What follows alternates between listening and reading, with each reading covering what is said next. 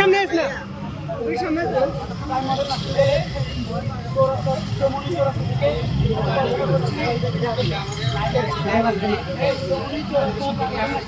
থেকে পড়াশোনা করছি। 4 বছর যাবত পড়াশোনা করে আসছি। এই কলেজে আমরা আমাদের প্রথম বছর থেকে শুরু করে আজকে পর্যন্ত অনেকগুলো অনিয়ম হচ্ছে। সবগুলো অনিয়মের ব্যাপারে আমরা বাজারে যাই, ওনারা এই ব্যাপারে শুনতে সাধন দেয় না। নিজেরা নিজেদের অর্থনৈতিক প্রভাব এবং প্রতিবেশীকে বারবার আমাদেরকে থামিয়ে দেয়।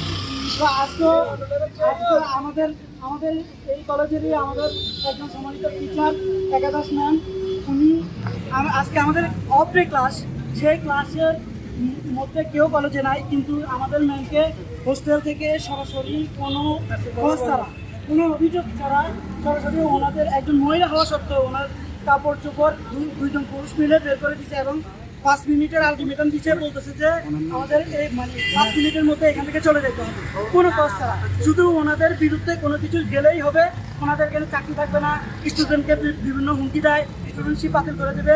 এখনো আমাদেরকে আজকেও এমডি আমাদেরকে বলতেছে আমাদের নাম মেনশন করে সাধু শাকিল, এরপরে সারোয়ার, এদেরকে নাম মেনশন করে আরো যারা আছে এদেরকে নাম মেনশন করে বলতেছে তোমরা কত দূর যাইতে পারো, তোমাদেরকে দেখে নেবো, তোমরা কি করতে পারো সেটা আমি দেখে নেবো, আমার হাত কত দূর সেটা আমি জানি, তোমরা কিছুই করতে পারবে না। এরপরে আরো অনেক কিছু করতেছে, শুধু হুমকি না। এরপরে আমাদেরকে বলতেছে তোমরা কিভাবে এখান থেকে পাস করে যাও, কিভাবে তোমাদেরকে আমি আটকাতে পারি সেটা আমি